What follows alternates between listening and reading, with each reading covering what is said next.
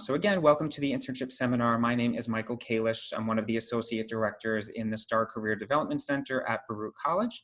And I do manage the on-campus recruiting and the internship program. My email address is on the screen. So if you have any specific questions throughout the workshop or afterwards, please feel free to send me an email. Okay, so this is the agenda for the workshop. We're going to talk about what an internship actually is, different kinds of internships, the steps to obtain one, how to actually find an internship, making the most of your internship once you actually have one. We're also going to discuss internship stipend and fellowship programs that our center has, as well as various other centers at Baruch. Okay. We're also going to address international students and some of the legalities associated with international students finding internship opportunities, utilizing Starr Search. We do touch upon resumes, cover letters, and interviewing as well. I'm going to briefly go over some internship statistics and then our overall services at Starr. Okay. Again, I'm just going to mention if you could all please mute yourselves. I'm hearing a little bit of background noise, so please just make sure that you are on mute throughout the presentation. So what is an internship? So this is more of a formal definition. An academic internship is a form of experiential education that integrates knowledge and theory learned in the classroom with practical application and skill development in a professional setting. Okay. Give me just a minute. It looks like there's possibly a question. Give me 1 second. Yes, the recording will be sent to all attendees. Looks like that question came from Brian Sterling. Yep. Okay. Do they create clarity? Do they create energy?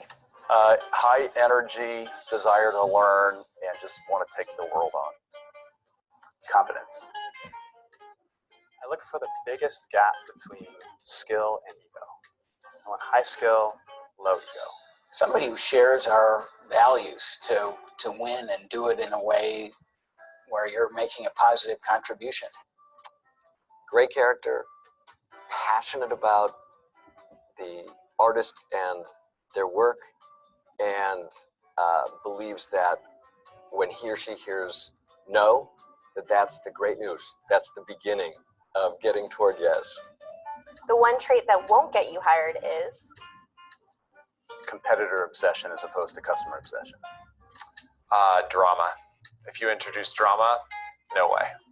Lack of integrity. No values. What's your best advice for people starting out in their careers? Start early, start while you're in school, read everything you can, and get an internship as soon as you can. Work hard, dream big, don't take shortcuts, do the right thing.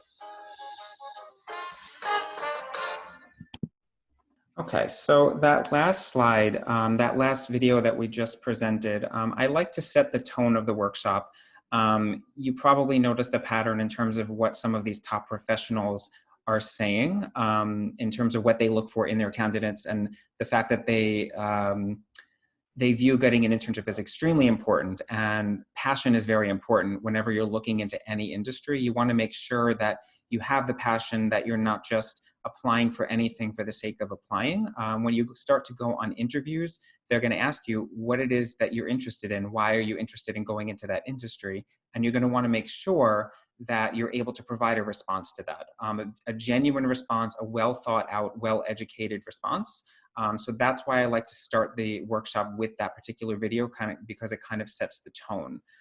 So moving right along, these are just some steps to obtain an internship. You want to make sure that you have your professional documents in order, that your resume, your cover letter look absolutely perfect, that you've had them reviewed by a counselor in the Starr Career Development Center. And just to piggyback off of that, you all know at this point, obviously Baruch has been closed, so 100% of our operations has been moved to virtual. So all of our appointments are now through Zoom.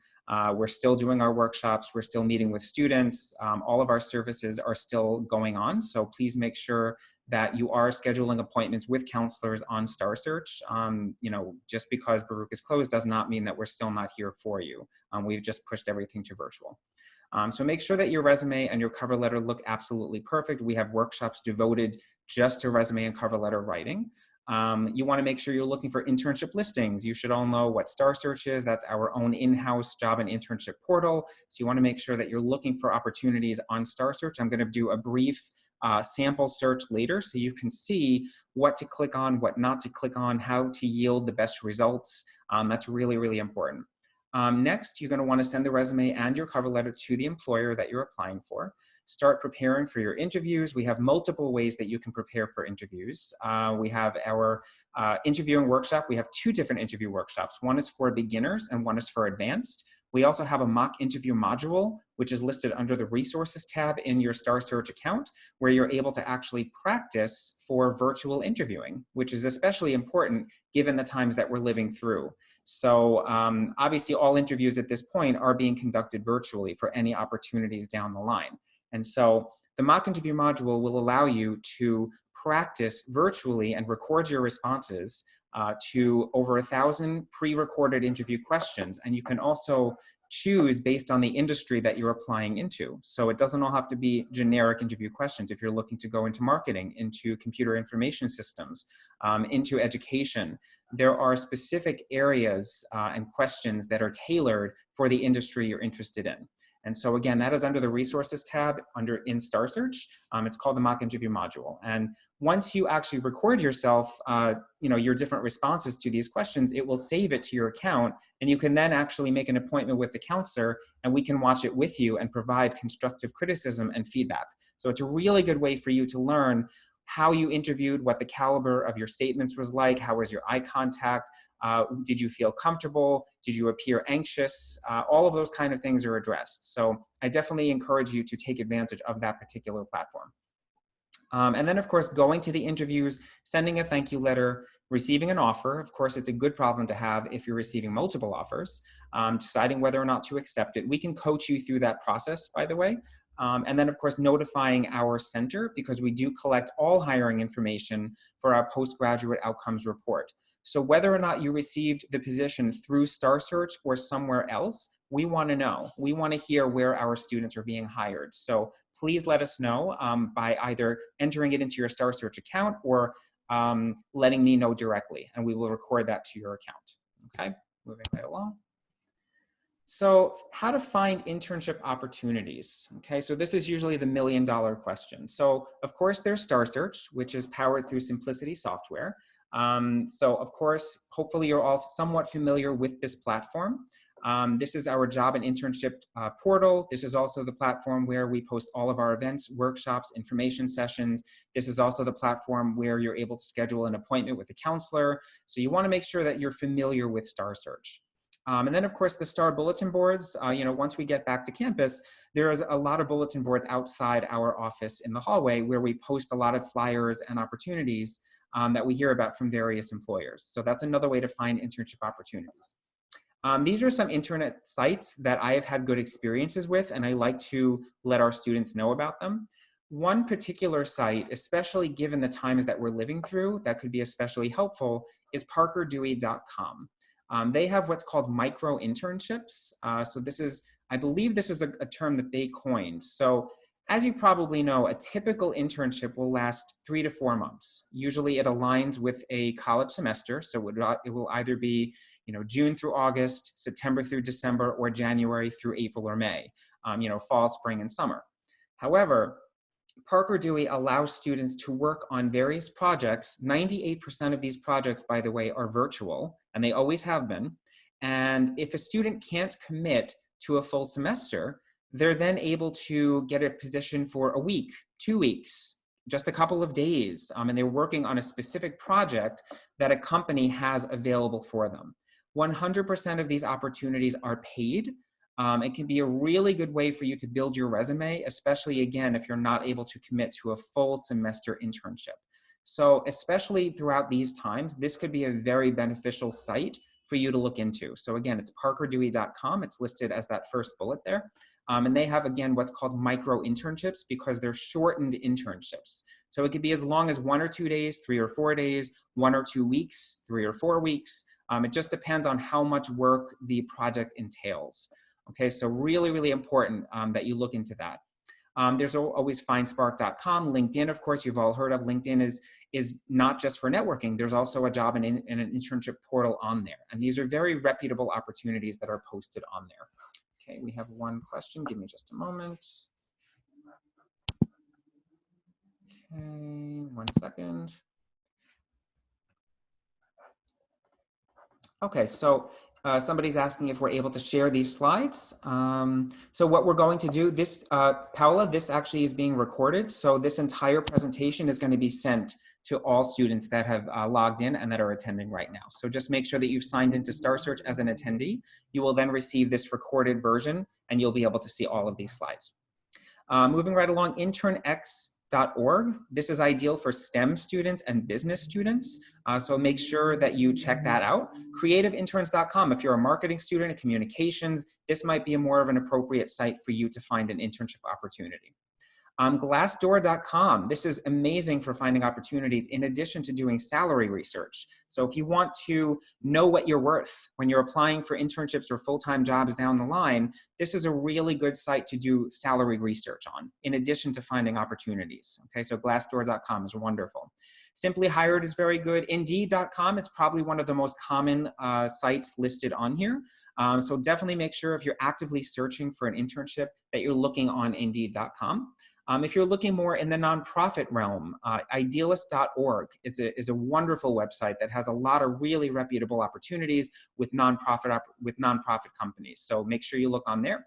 USAjobs.gov. This is for positions for any major in any industry if you'd like to work for the government, and they do have internships listed on there. So make sure you check that out as well. Linkup.com, if there's any students that are interested in legal opportunities, probono.net is a phenomenal resource to find internships and opportunities in the legal profession. Also, if you are interested in speaking with someone about these kinds of opportunities, we have our own in-house pre-law advisor, and her name is Tina Coco. And I'll provide her email address in the email that we send you when we send you this recording, if anybody is interested. And then, of course, Career Builder and Monster, those are very common sites as well to find opportunities.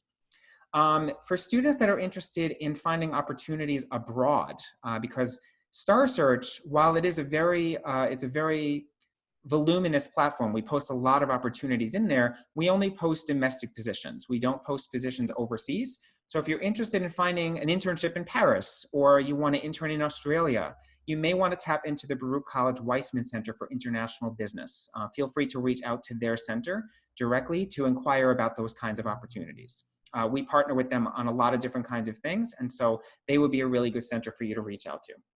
And then, of course, we have our standard internship fairs, career-related events, networking. So we have two big fairs in the fall. We have our accounting fair, which is usually the first Friday in September, and we have about 35 to 40 public accounting firms, and maybe I would say upwards of 700 or 800 students that attend that event. And that is primarily for business students, not just accounting, but really for finance, for CIS. The accounting firms are looking for a lot of different kinds of majors, primarily business. And then we have our general career day, usually around the third week of September. Usually the third Friday in September is typically when we hold that event. And that is our largest event of the year. We have upwards of 85 companies that come to that event from all industries, hiring all majors. They're hiring for full-time internships, part-time, temporary, seasonal, fellowship, scholarship opportunities. And we usually get upwards of 1,000 plus students that attend that event.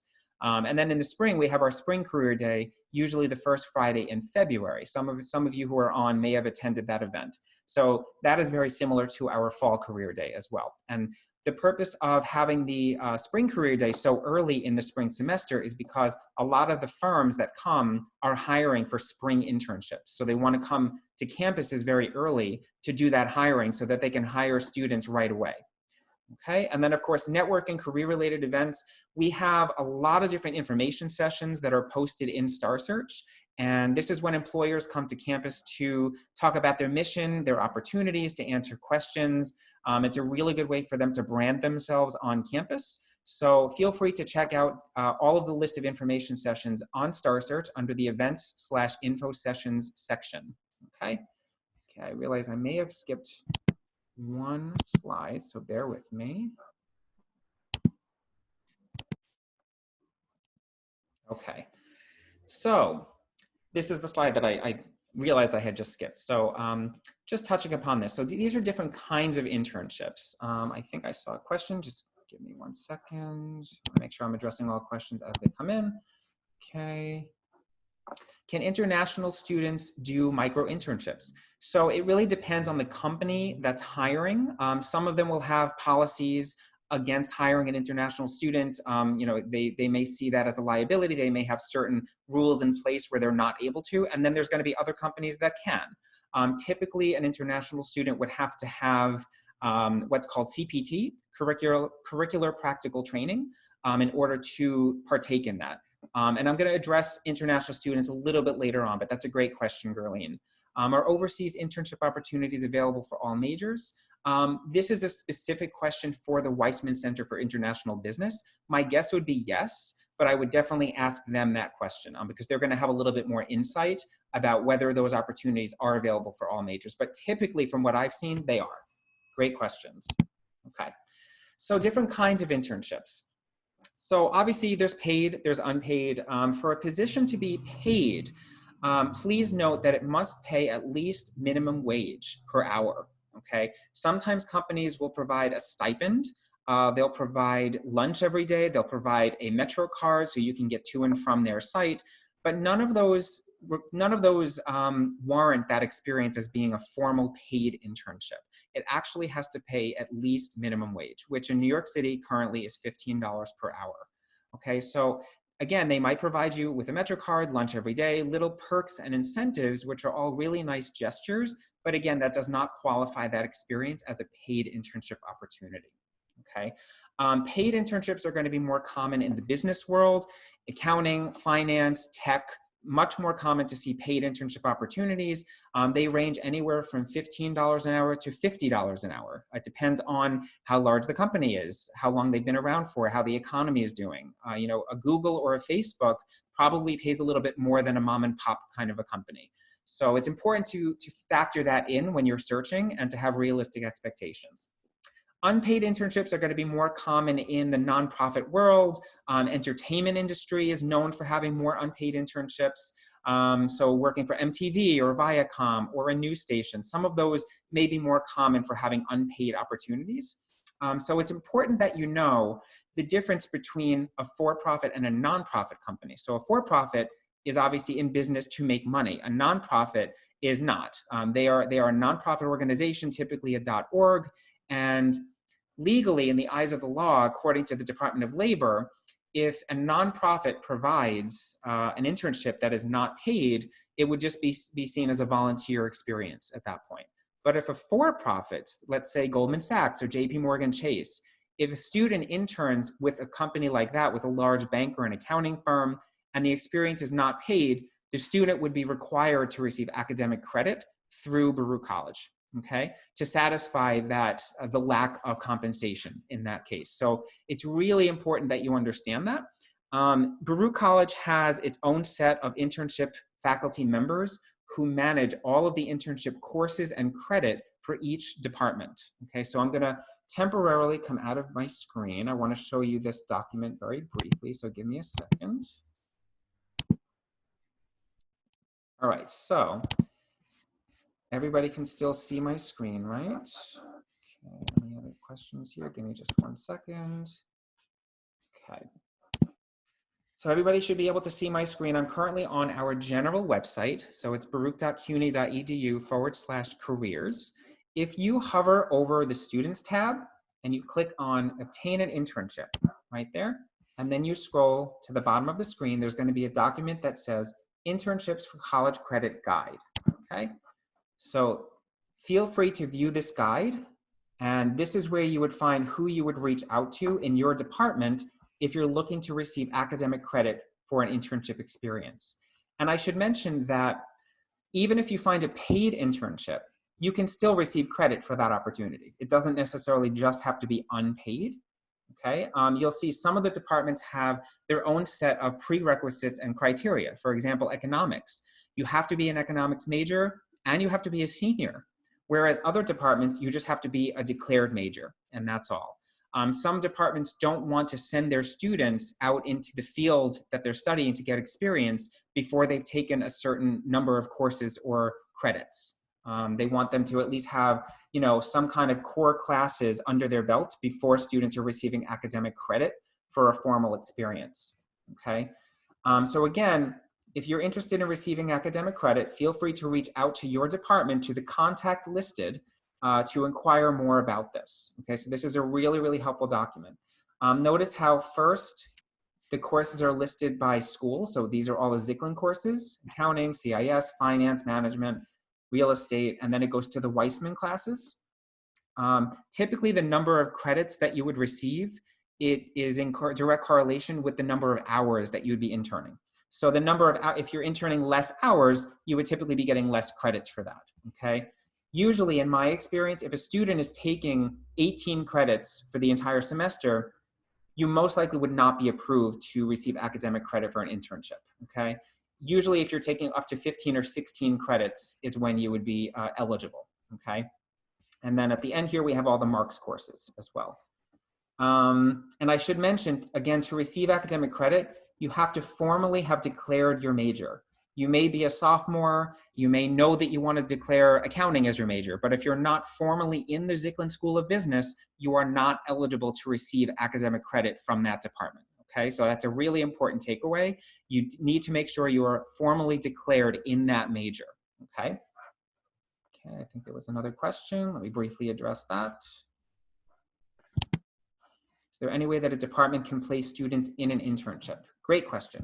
So many of the internship faculty members have leads and contact that they've been working with for years. So they would be able to possibly refer you or provide you with the name and contact information of someone at a company that they happen to know, or someone that's already provided internships for students of theirs in the past. So it certainly could not hurt to reach out to your department and ask if they have any leads, if they know of anybody that they can refer you to find opportunities. Most likely they're going to tell you to look on Starr's website and to inquire with a Starr Career Development Center counselor.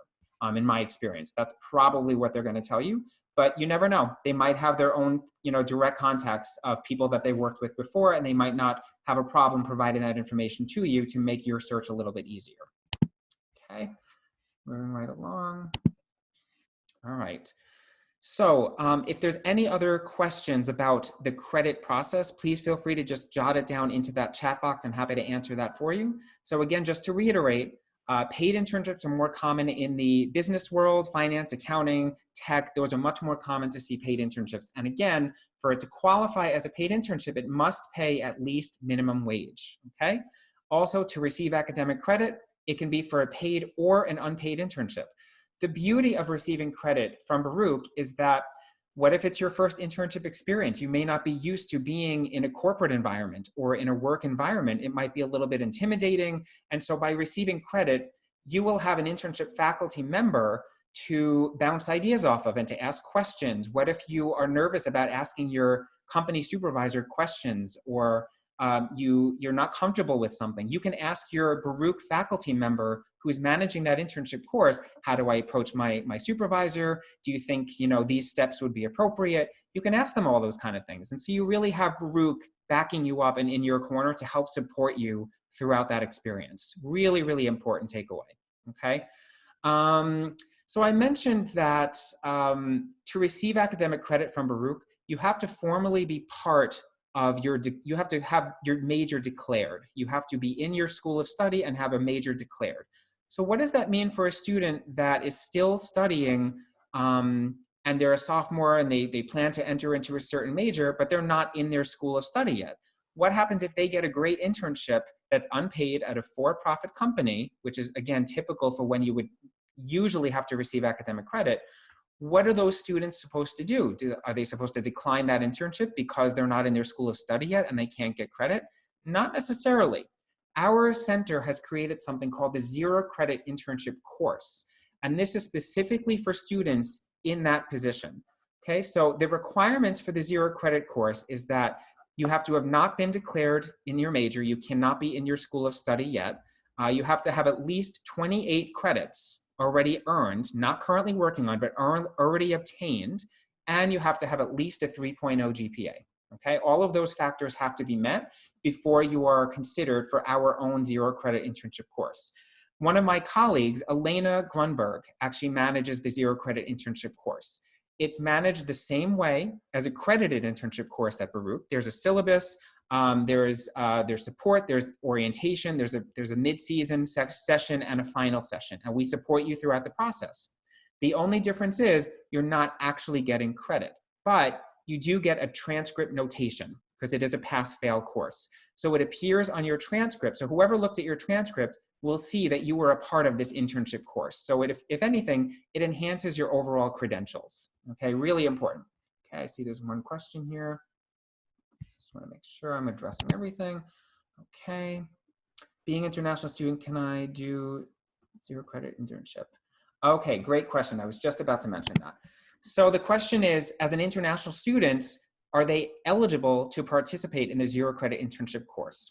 Unfortunately not. And that is definitely something that we're not happy about. But for an international student to participate in an internship, you must receive academic credit, whether or not it's paid or unpaid. You are required to receive formal academic credit from Baruch College, and it has to be related to your major. Okay, and that last one actually applies to all students. It has to be related to your major, but especially for international students. So the reason that zero credit, that you're not eligible for that as an international student is because you have not formally declared your major yet. So you can't claim that the internship experience that you have is related to your major if you don't have a major yet. That's the main reason that zero credit could not be used for an international student. But for domestic students and international students, once you are in an academic credit course, it is very important that you make sure that the internship is directly related to your major. So a marketing student would not be approved for an accounting internship. Okay, and so when you have your internship experience, it is then up to you to approach your internship faculty member and say, hey, I got this great internship with X company. Is this something the department would approve? They would then have to see a formal offer letter. They would have to see what the nature of the internship entails, what kind of work you would be doing, what the goals of the internship are, and how it relates to your major. Because a department will not approve an experience for you if it's not directly supporting what you're studying. Okay, so again, it has to be directly relevant to your major, whether or not you're a domestic or an international student. Okay. Okay, can they be related to your minor? Typically, the question was, can an experience be related to your minor? This would be at the discretion of the internship faculty member in your department. I don't think they would approve something related to your minor, to my knowledge. It would really have to be related to your major, but it does not hurt to ask. They might be able to make it work for you, okay? Are paid or unpaid internships viewed differently in the eyes of future employers? There have been studies that claim that students that are hired into full-time roles are hired faster and quicker, usually within 6 months of graduation, if they've had more paid internships under their belt as opposed to unpaid internships. There have been studies that have looked at that. So to answer that question, I'm going to say a soft yes. That yes, sometimes future employers may view that a little bit differently, even though it's still experience. It's still very valuable experience that you're going to take with you, throughout your career development and throughout your career. But yes, that's a great question. Feel free to do a Google search on that because there are studies that speak to that a little bit more in detail. Okay, you're welcome. Okay. All right, moving right along. I'm going to briefly talk a little bit more about zero credit. So I mentioned that if you're getting academic credit, that the experience that you're using for that credit must be related to your major. However, zero credit, if you're going into that course, you can get an experience within anything. Let's say you want to be a marketing student. You're officially going to declare marketing as your major, but you want to dabble a little bit. Maybe you want to try out finance, before you declare your major. You can get an experience, an internship in finance, and have that approved for zero credit internship because you don't have a major yet. So it's not linked to your particular major. So you can do more exploratory internship opportunities before you formally declare your major. So we've had students that have actually taken 0 credit. You can take it, by the way, up to 3 different times. We've actually had students that have prolonged declaring their major so they can get different experiences through 0 credit, because typically an experience can help whether or not you're going to formally declare a certain major down the line. You know, what if you want to go into accounting, you do an accounting internship as part of 0 credit, but then you wind up hating accounting. You did not like the experience, you don't like the work environment. That can now steer you in a different direction. So the 0 credit internship course can be a lot more exploratory for students before they formally declare their major. So this can be a very powerful experience to utilize that program. All right, I'm going to briefly show you the 0 credit guide. Give me 1 second. Okay, so it's going to be on the same screen. Give me 1 second.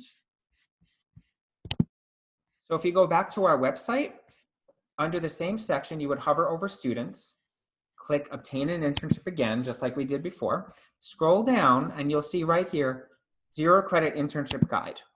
Okay, so this explains a lot more about what the program entails, the requirements, eligibility requirements. So this is where you're going to learn a little bit more about that program. And then if you want to apply, the application form is right here. Okay, it's also on the same section of our website. All right, so let's see. Looks like we have a few more questions coming in here. All right. If you can a student take more than 1 internship? Absolutely, yes. So you can take an internship for 0 credit up to 3 different times. So you can have 3 different experiences through the 0 credit program.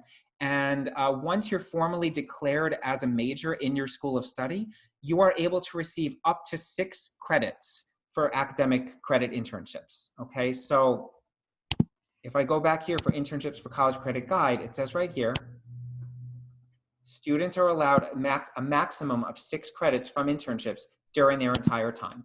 So if it's a 3 credit course you're taking, you could take that up to 2 different times, which means you could have 2 different experiences from your department and a total of 6 credits. If it's a 1 credit course, you could take it up to 6 different times, okay?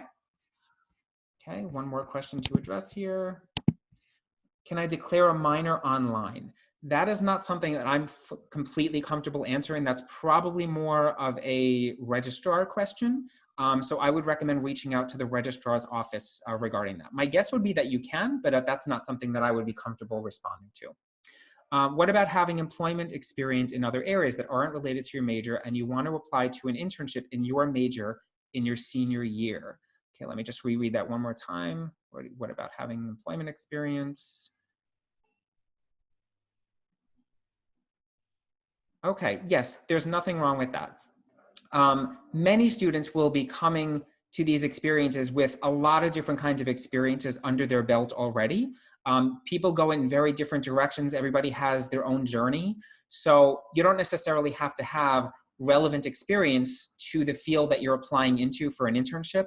As long as there's transferable skills, that's really important. So if you're coming from education or finance and now you're suddenly applying into accounting, how can your previous skills be relevant to the current industry you're applying into? And that really goes for any kind of a job search, any jobs or internship search, okay?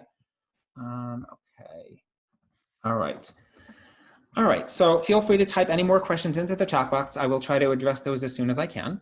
Moving on to OCR internships. Now that we've covered paid and unpaid and credit-bearing internships and our 0 credit internship course, OCR stands for, it's an acronym that stands for on-campus recruiting. Okay, so this is a special program that our center has that allows companies to physically come into our center and conduct their interviews for internships, full-time jobs, different kinds of scholarships and fellowships, part-time positions. It could kind of be seen as more of like a premium recruiting program. All of the positions, including internships, are paid. If we permit an employer to interview on campus, all of the positions that they're interviewing for must be paid, at least minimum wage. And they tend to be with companies that are more competitive, more well-known, primarily finance and accounting. We also have had retail. We've had tech a lot more in the last couple of years. We've had Google and Facebook come on campus. We've had Target come on campus and Macy's.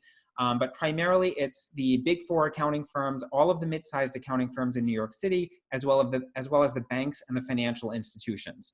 Those tend to be the kind of firms that flock to Baruch to conduct their interviews on campus. So historically, we've had a tutorial that allows students to view it, take a brief quiz at the end, and then send their results to me. And then I would then make them internship OCR eligible, which would then allow a student to apply to internships through the OCR program. For full-time positions through the OCR program, there's an in-person workshop titled the OCR Workshop that serves as an orientation, and that would be required for students that want to apply for full-time. If a student just goes to the workshop but does not take the tutorial, they would be eligible to apply for both full-time and internships. Currently, we have removed the tutorial from our website just for this semester because it was not compatible with some of the technology on our website. So we temporarily removed it. And at this point, we're encouraging students to attend our OCR workshop just for this semester. We are planning on rolling out a newly updated Internship OCR tutorial for this coming fall 2020 semester. So if you're interested in becoming OCR eligible for either full-time or internships, we would recommend that you attend our OCR workshop. Normally I would say in person, but of course at this point it's done virtually. The next OCR workshop is actually this Thursday from 11 to 12:30. And that is posted on Starr Search, and I will be conducting that workshop this Thursday. So feel free to register for that if that's something that you're interested in. I should just mention at this point, there are no more OCR positions posted for this semester. We will start posting them around mid to late July, early August for the fall semester, okay? So I just wanna mention that. So currently there is no tutorial. It will be rolled out, a new tutorial will be rolled out this coming fall semester, okay? Okay, moving right along. We already covered this and we covered this. All right. So once you're at an internship, once you've obtained the experience and you're now suddenly interning, these are some tips that we recommend once you're actually interning at an organization. So you want to make sure that you're asking good questions, that you're taking notes, making sure you're staying on top of what's happening in meetings and remembering assignment details that you've been given. This shows that you're invested, that you're taking it very seriously. Asking questions is really important. You want to show that you're inquisitive, that you're passionate, and that you're really interested in the work that you're doing. Learning the names of the people on your team and other teams throughout the organization. So you want to be personable. You want to get to know the people around you, people that are on your team that you're working closely with. Super, super important. Being dependable and punctual, always being on time or early for everything, okay? As an intern, you can kind of see an intern experience as a long job interview, okay? I'll repeat that. Try to view an internship experience as a long job interview because many companies look to convert their interns to full-time hires. And the reason they do this is because you've already gotten to know their company, they've gotten to know you. It's as if you're testing out the waters and you know the culture, they've gotten to know your work style. And so at the end of that experience, if they have openings, they're gonna wanna hire you as opposed to somebody externally because they've already gotten to know you really well and you know how things work in that company. So it's usually a win-win for both parties. So again, try to see it as a long job interview and always be impressing your supervisors, your coworkers, and you really wanna put your best foot forward. Okay? Try to get lunch with people in and outside of your department for career exploration and networking. You know, you're going to get to meet supervisors and people that are higher up the career ladder for you to pick their brain and ask, how did they get to where they got? You know, what were the steps they took to get to the position they're currently in? Ask them to provide any tips for you. It would be more informative. And typically people, in my experience, that enjoy their job, that enjoy the industry that they're in, they're usually very happy and proud to share that information with people that are just entering into that industry. In this case, it would be students. So this is what I would recommend. Try to, you know, if you feel it's comfortable, that something you're comfortable with getting lunch with people, if that's comfortable, if that's part of the culture, if that's something you're seeing people doing, feel free to, you know, to ask somebody to get lunch with you once in a while and get to know them outside of your department. Really important. Of course, follow company regulations. You know, All of the rules of the company should be, you should be informed about these things, typically by an HR department or by your supervisor, just in terms of what to be aware of working at that company. Because even as an intern, you're an employee there. You know, you're working there, you're spending time there, so you need to know about the company regulations. Okay, I'm just going to briefly take this one question here. Okay, how often do interns land a full-time job? So that's a bit of a generalized question. From what we've seen, especially in the accounting and the finance world, many firms will convert up to 80% of their interns into full-time hires.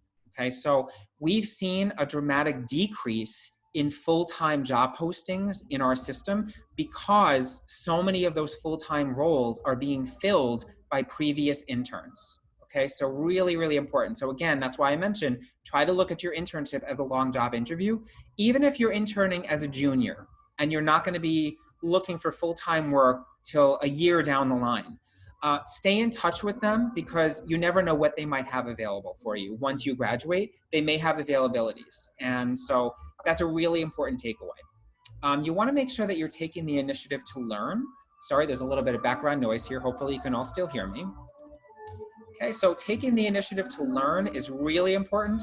You want to make sure you're asking questions. You want to make sure that you're staying on top of the projects and the tasks that you're being asked about. So, alrighty, I am back. Sorry, there was just a little bit of background noise. I didn't want that to be disruptive. The noise should be going away in probably the next minute, so I apologize about that. So taking the initiative to learn, it shows your supervisor that you're inquisitive, that you're on top of things, that you're passionate about the kind of work that you're doing, rather than just performing the tasks and not trying to continue to learn, you know, why are you performing certain tasks? What does that have to do with the mission of the company? How are you, you know, by the fact that you're contributing in the way that you're contributing, what difference will that have on the firm? Those kinds of inquisitive questions they will definitely appreciate, okay? If you're not sure why something is being done the way it's being done, ask them that. How else are you going to learn? They expect you to ask questions, especially as an intern.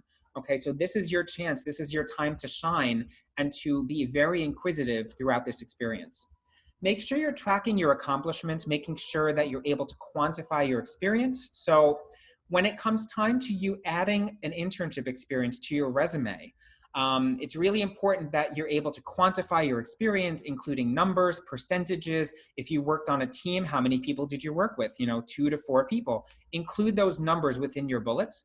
By tracking your accomplishments as you experience this, it will make it a lot easier to draft your bullets at the end of the experience. So once you get to the end and you start to create your bullets and add this experience onto your resume, you're not going to want to think, you know, you may think back like, oh, what did I do my first week? What were some of those projects I worked on?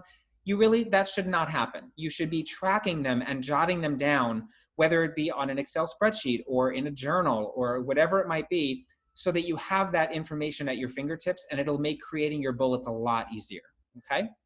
Ask for a LinkedIn recommendation from your supervisor before the internship ends. So if you had a really great experience, ask your supervisor to provide you with a recommendation. LinkedIn has a great feature where if somebody writes a recommendation for you, that could be publicized. And so whoever looks at your LinkedIn profile will be able to see all recommendations that people have written about you. Also, if you're ever asked down the line to write someone a recommendation, that will also be viewable on your LinkedIn profile. So people can get to see what kind of a writer you are. You know, that can almost be used as like a subtle writing sample. So definitely make sure you ask your supervisor for a recommendation if that's something you're comfortable doing. And then of course, sending out thank you notes and keeping in touch once the experience ends. You want to make sure that you keep in touch because these are going to be your references. So once you're applying either for another internship down the line or a full-time position down the line, you know, once you graduate, you're going to be needing these people as references. So make sure you're periodically, you know, once every couple of months, once every semester, touching base with your former supervisor and letting them know how you're doing, you know, what classes are you taking? Have you gotten another experience somewhere else? So that when you actually need them as a reference, you will not have let a year or two go by where you're suddenly now reaching out and saying, hey, I need you as a reference. You know, I interned at your company 2 years ago. That might be a little bit awkward. So it's really important to keep in touch periodically so that when you really do need them as a reference, it'll be a lot more comfortable to ask them that, okay? Address some more questions here. Okay.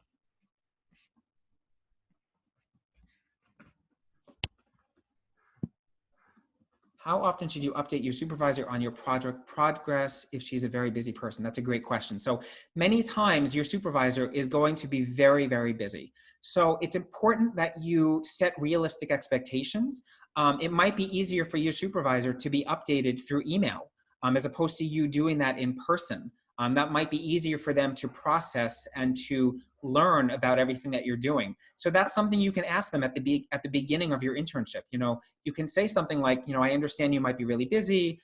Is there a particular method of communication that you prefer that I stay in touch with you in terms of the progress on my projects? They might prefer that you let them know everything in person and approach them in person, or they might prefer that you use some kind of a Blackboard system or that you just email them.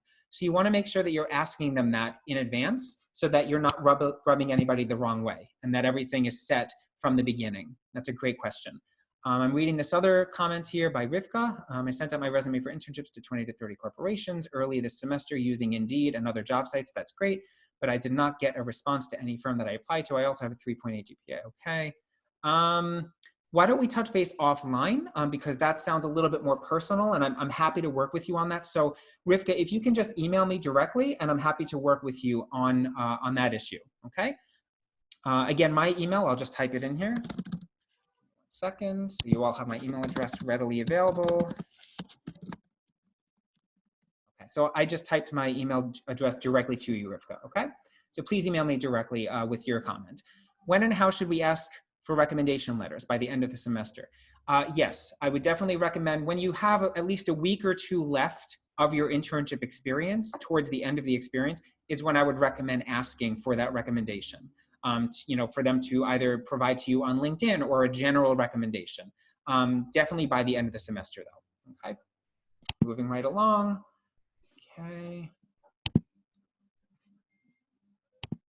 All right, so I'd like to just briefly address intern sexual harassment. You know, we briefly touch upon this, even though, you know, you're all students, this can happen anywhere, whether or not you're a full-time employee or an intern. And so it's really important to know that you are protected by employment law as an intern. It's important for you to understand what sexual harassment is. This could entail physical, verbal, or emotional harassment. It's important to be aware of your surroundings. If you feel that you have been harassed in any way, you do have rights. And so it's important that you do not stay quiet, that you report this. Whether it be to your supervisor, if you're comfortable doing that, or if you're receiving academic credit from Baruch, let your internship faculty member know at Baruch that you feel that you've been harassed, okay? Or you can let our center know, okay? So if you feel that you're not comfortable disclosing something like this to the company that you're interning at, maybe you're embarrassed, maybe you don't want to ruffle any feathers, it could be a number of reasons. Please know that Baruch College, we have your back. We are here to support you, and you should never, ever be harassed in any way as an intern or an employee on any level, okay?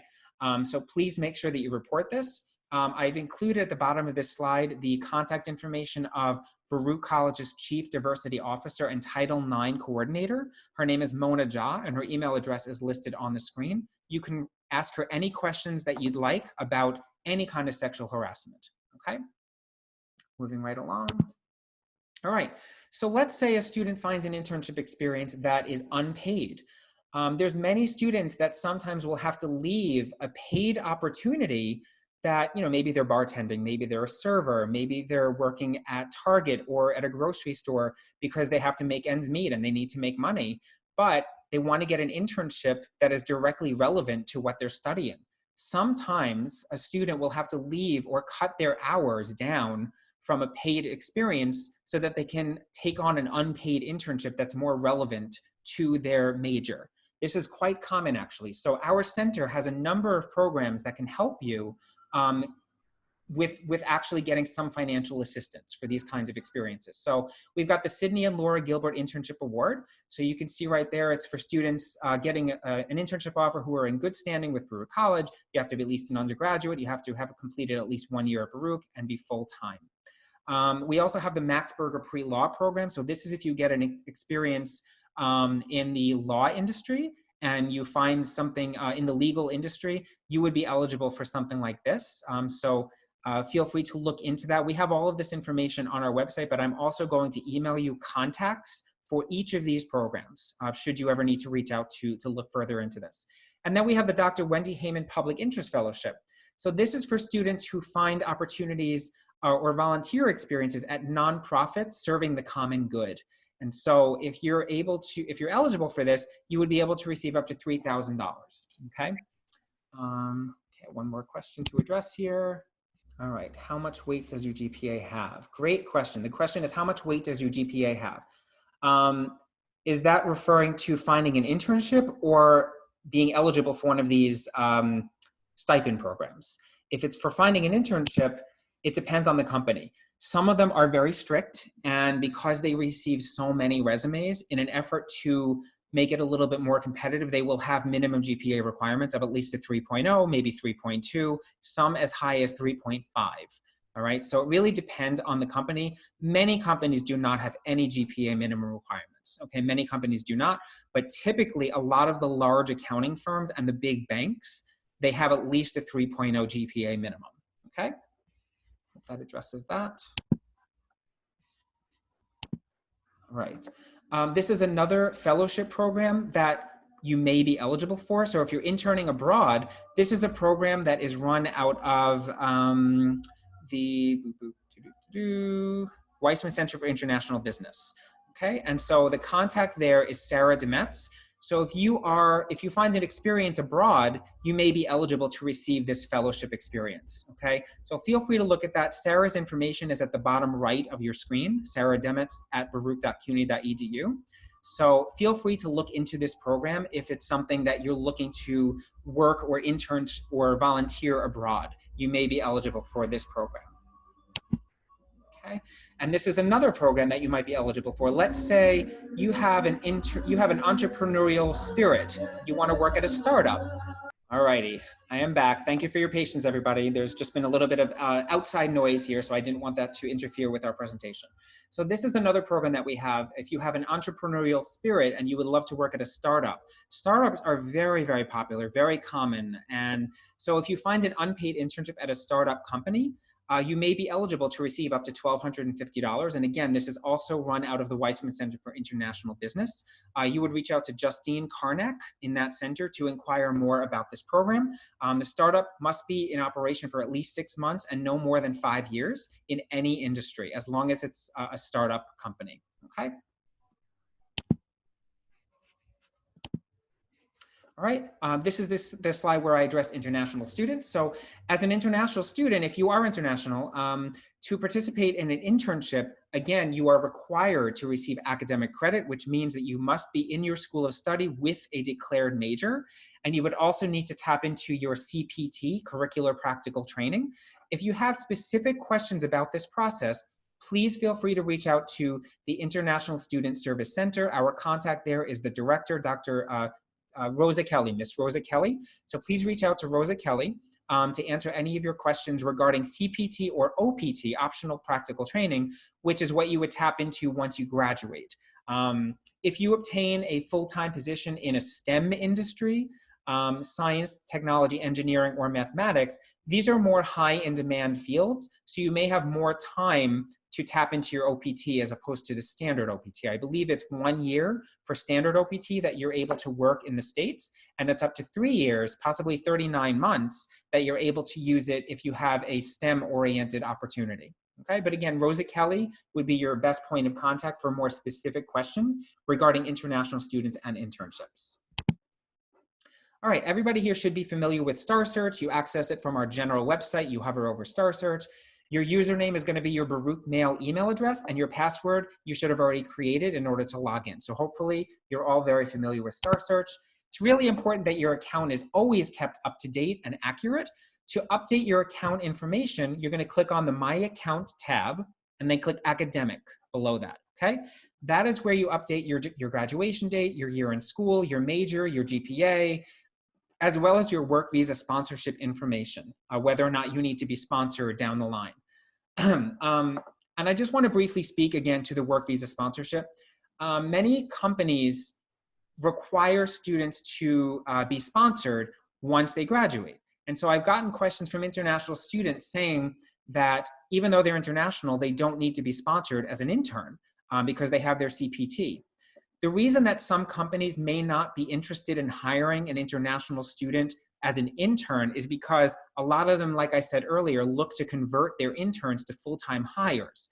And if you eventually need to be sponsored by a company for a full-time role, they're not going to consider you for an internship because you're going to need to be sponsored down the line, even though you don't need to be sponsored to be an intern.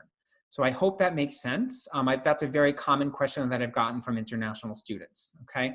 So that is the reason that a lot of the time, if you do need to be sponsored down the line, they're not gonna be open to conducting an interview with you for an internship if you eventually need to be sponsored for a full-time role, because again, a lot of them look to convert their interns to full-time hires. But getting back to your account, make sure you're always keeping your account up to date.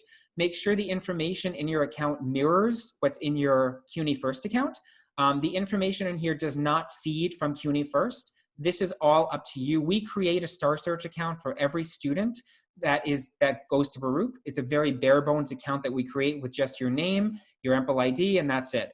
You then need to log in and enter all of this information so that you have a complete account. And the reason this is so important is because when you're applying for opportunities, I would say a good 50% of the general opportunities posted in our system have very strict filters, meaning that you have to meet those filters. So maybe a company is only looking for someone graduating in June 2021 with at least a 3.5 GPA, majoring only in finance. So if you have not updated your account, you may not be eligible to apply to that opportunity because you haven't updated everything. So let's say you actually are graduating in June 2021, and that's what the company's looking for. But if your account says June 2020 or September 2020, and you haven't updated it to be what your new graduation date is, the system will not let you apply because you're not meeting that filter. So we generally recommend that you update your account at least once per semester as things change, okay? So your GPA, your year in school, your graduation date, your major, and your work visa sponsorship information should all be kept up to date at all times, okay? One more question I'm gonna briefly address here. Okay, what if I just want the experience and don't want to be rejected just because I'm an international student? If you can, Shamanti, if you can email me separately, I will type my address here for everybody to see in case you have very specific questions like that. Feel free to email me and I will respond back as soon as I can after this workshop. So I've just chatted, I've just messaged my email address for all to see, so feel free to email me with any questions. All right, so again, I cannot stress the importance of keeping your accounts up to date at all times. Some students have gotten confused because there's a section that says profile on your Starr Search account. That is very different than your account. Profile is a nice section, but it is not required. The account section is required. The profile section is similar to your LinkedIn profile. You would have projects listed on there. It's almost like a digital version of your resume, but that is completely optional. You can have a picture of yourself. You can have different projects that you've completed. If you have your own website or your own business, you can indicate all of that on your profile. And what you can then do, it gives you the option to publish it, and it'll provide you with an external URL link, which you can paste at the top of your resume. You can send it to people, and whoever clicks on that link, it will take them to a read-only version of your profile. So again, it's very similar to LinkedIn. It's another way for students to brand themselves, to let others know about their accomplishments and projects they've worked on. But again, that is a completely optional section. The required section, again, is the My Account section, and then you click Academic, okay? I'm gonna move on here. All right. So uploading your resume, all of your documents. To my knowledge, there is a 10 document limit on Starr Search in terms of how many documents you can upload. So you would click the document section and then My Documents, and then just click the Add New option. And this is where you can actually upload copies of your resume, your cover letter. Many companies will ask for copies of your unofficial transcript when you're applying for positions. So they may be asking for a copy of that as part of your application. So of course, to access that, you would go into your CUNY First account, save it as a PDF, and then upload it to your Starr Search account under the Documents section, okay? Make sure also if you have multiple resumes that you're labeling each resume accordingly. So if you know you want to use a particular resume only for one company, you would title it, John Smith, JP Morgan resume. So you know that when you're applying for that opportunity, if you have 5 different resumes, within the job posting, you're going to see a drop down of all of your different documents. You'll then know which document to click on to officially submit for that opportunity, okay? I also just want to mention that students have asked me if employers can just log into their employer accounts and view student documents. They cannot. Employers cannot see any of your information. They cannot see any of your documents. The only documents they can view are the ones that you're actively submitting to their postings on Starr Search. They cannot see anything in your documents section. That is only for Starr Career Center staff to be able to view. Okay, so I feel that's really important for you to be aware of. Okay, moving right along. I mentioned about the transcript. So we've had lots of issues where students will access their CUNY First unofficial transcript, and then when they try to upload it to Starr Search, they get an error message. So when you're downloading your transcript from CUNY First, there's a security feature that's attached to it. And Starr Search will not allow you to upload that document unless you've removed that security feature. So these are the instructions to actually remove it. You would open the PDF document, your CUNY First transcript. You would click on the File option, then the Security tab, and then you would click on the Security Method dropdown. And you click No Security, then just click OK and resave the document. These steps will allow you to now upload it to Starr Search. Those steps will actively remove the security feature from your transcript, allowing you to then upload it to your Starr Search account. Okay, this has been a really common issue. Okay, moving right along. All right, so please know that we of course do address resumes and cover letters and interviewing in this workshop, but we just skim the surface. We really just skim the surface with it because there's a lot that we address in this workshop, as you can see. So if you feel like you need a lot of help on your resume, feel free to attend one of our resume writing workshops that are now obviously all remote, or make an appointment with a counselor and have your resume reviewed, okay? So notice how it says that the objective is optional. So I am personally not a huge fan of the objective. I think that they're a little bit outdated. They're a little bit of a waste of space, in my opinion, but it can be really useful when you're going to a career fair or a networking event. And it's important for the employers to then see what your goals are, what you're looking for in that case, because you're giving your resume to a lot of different people. And so it's important for them to have a sense of what you're actually looking for. But if you're applying for a specific position, it's kind of implied that that position is your objective. So when you're actually applying for roles, you really don't need to have the objective. It's really only, if you're going to a networking event, whether it be in person or virtual at this point, that we could have the objective section. Make sure if you're going to have the objective that it actually pays to have the objective, because if it just says to obtain an internship in accounting, and then your education section shows that you're working on your degree in accounting, it's probably implied that you're looking for an internship in accounting. Maybe be a little bit more focused and specific, to obtain an internship within advisory, within the accounting industry. That is now telling the employer where your focus lies and the specific area of accounting that you're interested in getting into. Okay, so to me, that's a lot more worthwhile than being a little more generic within your objective, okay? The education section, of course, this is a must. This should be listed toward the top of your resume as a current student. Typically, the education section would stay at the top until you're at least 5 years out of college. Okay, so you want to list the correct degree, graduation date. You could write BA or BBA. You can either write the acronym or you could actually write out the degree. I'm a little more formal, so I prefer to see the degrees written out: Bachelor of Business Administration, Bachelor of Arts, but a lot of that is just preference. The GPA, you could put the overall versus your major GPA. And typically it's recommended that if you have above a 3.0 GPA, that you do include it on your resume. And if you have below a 3.0, that you would not include it, okay? You could also include your major GPA on your resume in addition to your cumulative GPA. A lot of students ask me if they can put their major GPA within their Starr Search account as their GPA, as opposed to their cumulative. Maybe the major GPA that they have is higher than their cumulative GPA. The answer to that is that you cannot, because when companies have GPA minimum filters, those are always referring to your cumulative GPA. So that's the one you need to have in your Starr Search account, but on your resume, you can have both. If you're an accounting major, you want to put your CPA eligibility information because this will help determine to an employer when you're actually eligible to start working. Okay, so you may actually wind up having two dates, you know, your BBA graduation date and then your CPA eligibility date, okay? Activities, all of these should be listed on your resume. Clubs, volunteering, community service, extracurriculars, all of this should be listed, and you want to format them as if they're work experiences. So, you know, the name of the experience, the location, the dates, and then a set of bullets describing what you have done as part of these experiences, okay? So I've had students, you know, I've had a student once approach me saying, you know, I want to be a financial analyst at Moody's. Why would I put that I volunteered at a soup kitchen? You know, it has nothing to do with what I'm going into. I've gotten questions like that.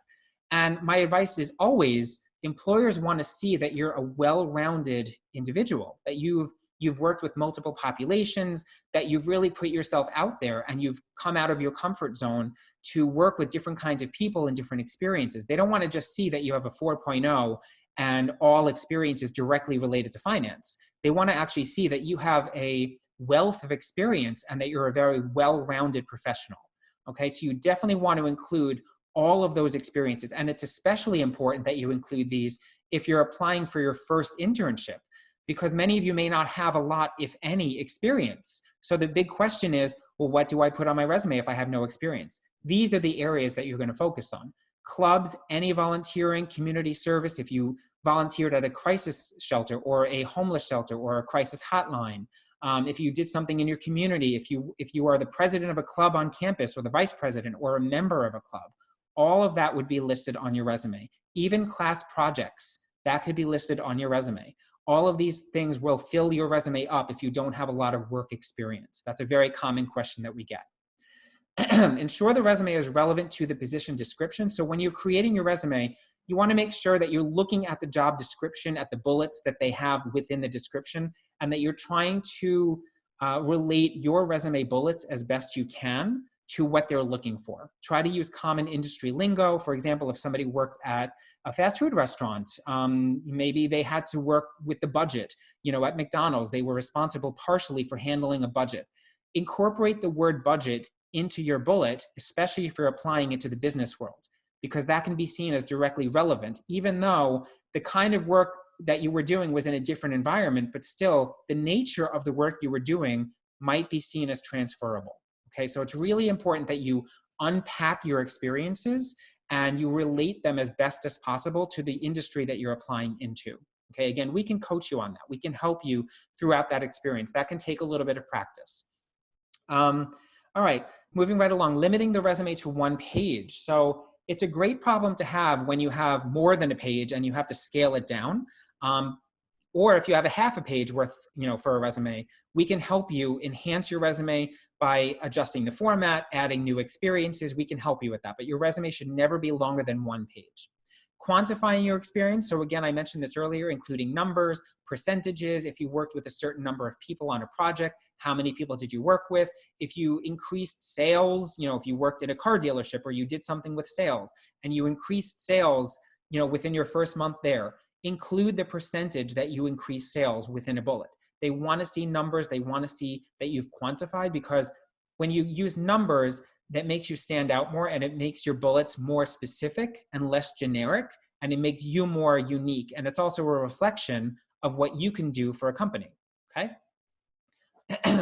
Formatting is extremely important. So you want to make sure that you're using the same style font throughout your resume, that typically the format would not be anywhere larger than 12. 10 to 12 is appropriate in terms of the size of your resume font.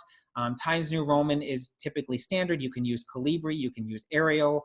These are all appropriate font styles to use. Just know that anything on your resume is fair game. So whatever you have on there, be prepared to talk about. So you should never be on an interview and have the interviewer ask you, oh, you know, tell me about your, you know, one of the biggest takeaways you had from your internship or your experience 6 months ago. You should never be sitting on an interview thinking, oh, what did I do again? What did I actually do there? That should never happen. You should know everything on your resume like it happened yesterday, because you want to be able to talk about it in detail on an interview. Okay, really, really important. Okay, I'm going to briefly address this one question here. Okay, I have an official transcript. Is that preferred over unofficial? Unofficial should be fine unless they're specifically requesting an official transcript, but usually unofficial is appropriate. If I do upload the official, my option will be to scan and then upload. Should I still be? Yes, it should be uploaded as a PDF document. That's a great question. Students have had issues if you upload something, especially as like a Microsoft Word document. It will usually transfer to a PDF document. It will convert, the system will convert it, but there's more of a chance that there will be an issue converting and it might never actually convert. So it's recommended that you always upload everything as a PDF document to cut down on any issues like that. Okay, but typically PDF is the way to go. Okay. You're welcome. Okay. All right, so here we have a sample resume with some helpful tips. Okay, so your name, you want it to be a large, bold font. You really want your name to stand out. Use a professional email address. So in this case, you can use your Baruch email. That's perfectly appropriate, as well as a phone number with a voicemail that you do regularly check. Like I said, your GPA, if you list it on your resume, should be at least a 3.0 or above. If you have below a 3.0 GPA, we recommend that you do not include it on your resume. All of your bullets should start with action verbs in the proper tense. So if you're no longer working somewhere, it should be past tense verbs. If you're currently working somewhere, they should be present tense. Some common action verbs would be managed, perform, handle, collaborate. Perform is a big one. Exhibited, developed, analyzed. And so I just want to briefly come out of here very quickly. Give me 1 second. Okay. So going back to our website, if you hover over the Students tab and you click Write a Resume, and then you click Resume Writing Guide, we have a lot of resume samples on here. So if you scroll to, I believe it's page 11. Yep, here we go. We have a basic resume sample layout. And then if you keep scrolling, you'll see actual resumes with real bullets. Now we have resumes for all different majors. Here's one for a CIS student, TIM Technology. Notice how the technical skills are further up on this resume because of the nature of the industry. They're going into a field where technical skills are more highly valued, whereas typically skills would be the last section on a resume. So the format might differ depending on the industry you're entering into. Here's one for a psychology student, for a Weissman student. Here's one for finance. Here's one for accounting. Okay, so this should give you a sense as to how you can format your resume. Okay. All right. I already mentioned before that quantifying is very important. So you want to, as best you can, incorporate numbers into your bullets wherever you can. You'll see the examples on the resume writing guide and how that looks. Your font should never be smaller than 10 size font. Okay, so 10 to 12 is the appropriate size font for your resume. Your name is the only thing that could be larger. Your name at the top could be 14, 15, or 16. Okay, moving along. Cover letters. So it's typically not required for you to submit a cover letter when you're applying for an opportunity, but it's never going to hurt. Some companies do require it, but most will not. I would still recommend going the extra mile and actually submitting a cover letter for every position you apply to. Now, if you're going to do that, which again, I do recommend, you want to have a different cover letter for every position that you apply to. So what I recommend doing is creating a really good template cover letter that has all of your experience, all of your background, a really well written out cover letter, and then tweaking that for each position that you apply to.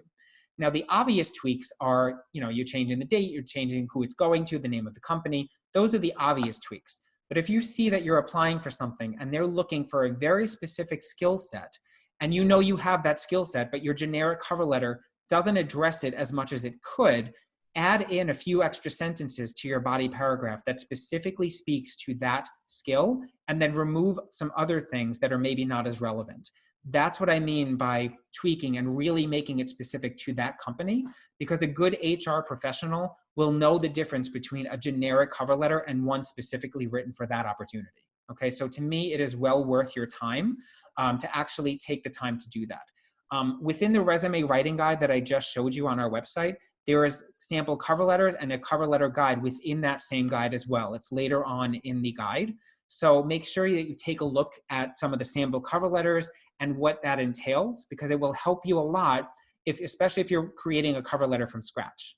Okay, so typically a cover letter will be 3 to 4 small paragraphs, no longer than a page. You don't want to be overly generic. Obviously verify the company name is correct and the address and the body of the letter. A lot of the time you're not going to know who you're sending it to. So in that case, at the top, you would just include the company name and the address. And then you would address the letter with either to whom it may concern or dear hiring manager. Okay, because again, a lot of the time you're not going to know who it's going to. So dear hiring manager or to whom it may concern. Those are appropriate ways to start it. So your cover letter might be unofficially considered a writing sample. If you're applying for a position where you're going to have to be writing a lot, they're going to look at your cover letter to see what your writing style is like. What is the vocabulary that you're using? Are there run-on sentences? Does it flow? Is it easy to read? All of those things are going to be looked at. So you want to make sure that it's properly written, that you've had it reviewed by at least one career counselor, maybe a friend or a family member, before you actually start sending it out. Okay, explain what you can offer the company. Some very common things that I've seen when students write cover letters, they make it a lot of it about themselves, you know, how it's their dream company, this is the position they've always been looking for, but what can you offer? What are you offering the company? How can you contribute? Why is this company, you know, something that you're passionate about working for? So you have to also make it about them and what you can bring to the table. That's really, really important. So of course you can mention it's a company that you've always valued and it's a company you'd be very happy to work for, but again, what are you bringing to the table? Why should they hire you? What makes you stand out from their other applicants? That's what you have to focus on in your cover letter.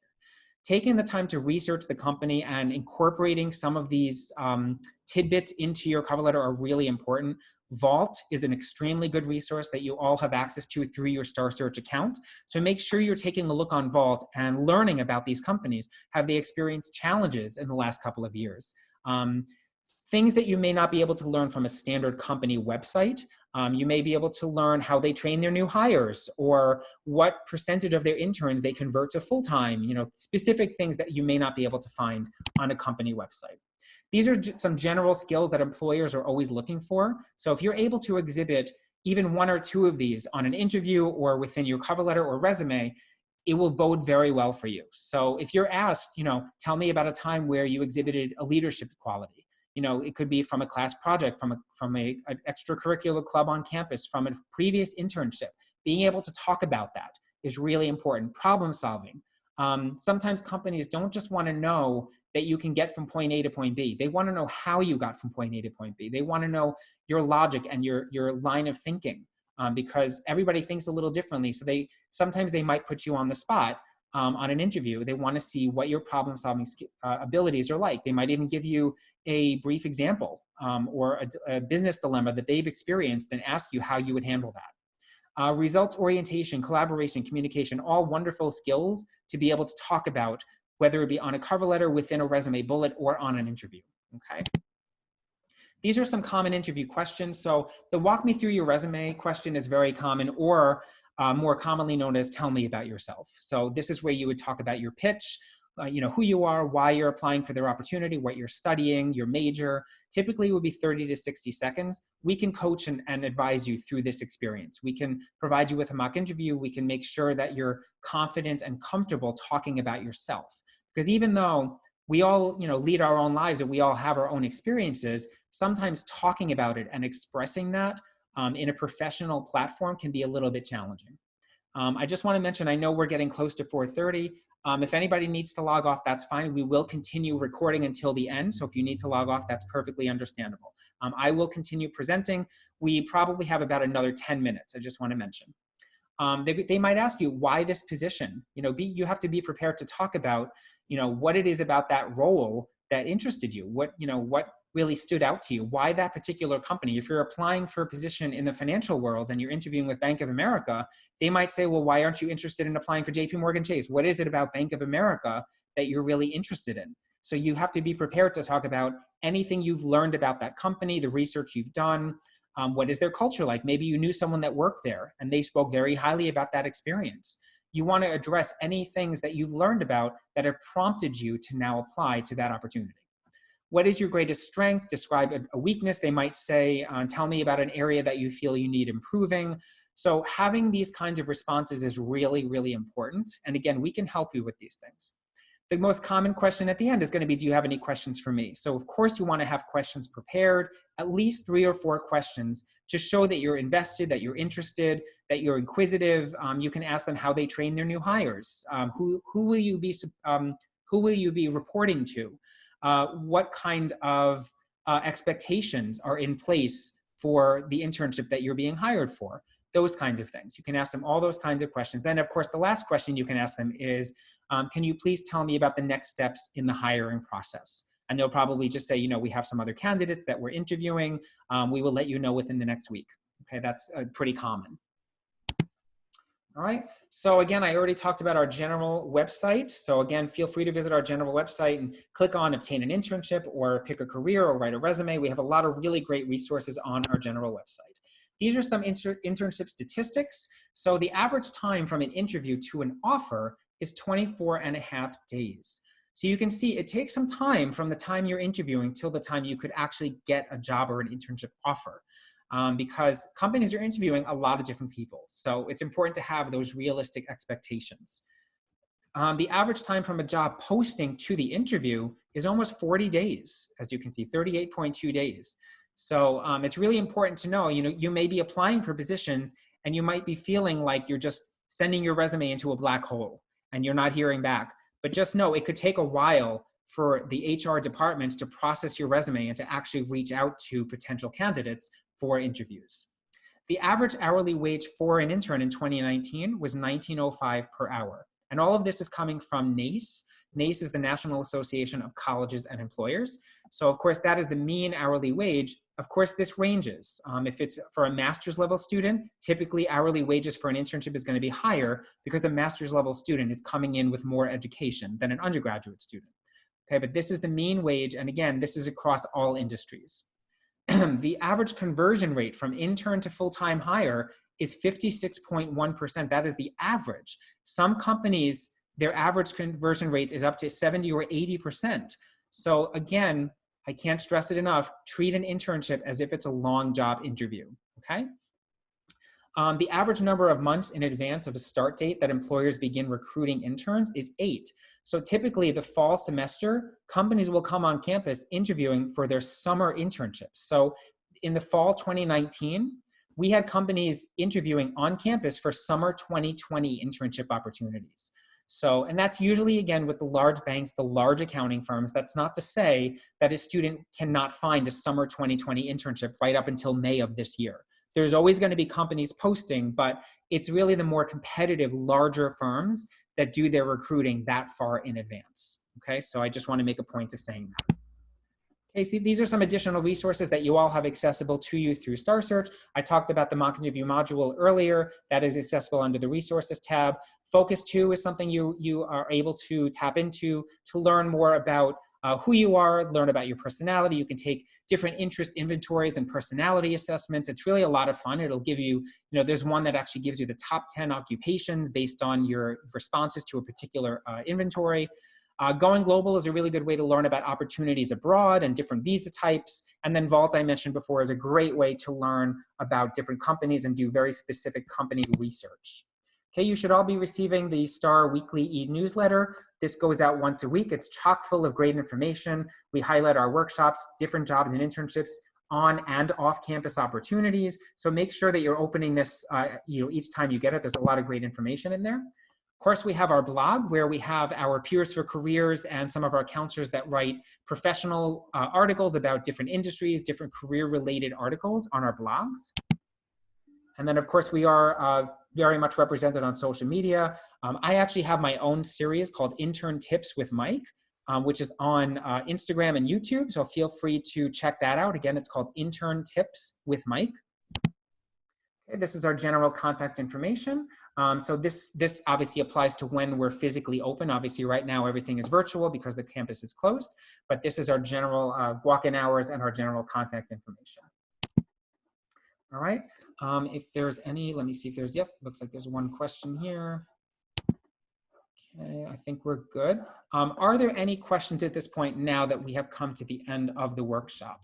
I do have a few more things to show you for whoever remains on here. So bear with me. Feel free to type your questions in as I'm going to my other screen here. So just give me a second. All right, so I'm going to briefly show you. Okay, give me 1 second. So right now I'm logged in as a test student on Starr Search. And I'm going to briefly show you how to find internship opportunities on Starr Search, because I've spoken to many students in the past who have mentioned that they'll do a search and they're not yielding many results. And so it's really about what you're clicking on, but what you're not clicking on as well. So when you log into Starr Search, you're going to see this as your home screen, right? This is going to be your home screen. And you would click on the Jobs tab on the left, and then you click Search below that, okay?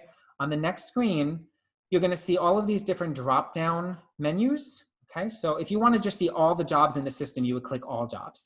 But if you want to narrow it down by, like if you just want to find internships, you would click Position Type, click Internship, and scroll down and click Apply. So now it's going to filter it just by internship opportunities. So currently, there are 279 positions in our system that are labeled as an internship. If you want to narrow it down even more, there's an industry section and a job functions section. Industry refers to, let's say you are a marketing student and you want to find an internship in marketing, and the kind of work that you want to do, you only want to work in the marketing industry. You know, you don't want to find a marketing internship at a hospital or at a law firm. You only want to work in the marketing industry. You would then use the industry dropdown for that. Okay, whatever industry you click on, those are the positions that are going to appear only in that industry. Okay, but if you are open to the kind of work that you're doing and the kind of industry, you know, you could do marketing virtually in any industry. You would then click the job function dropdown, which is probably going to yield more results. Okay, so if you click marketing here,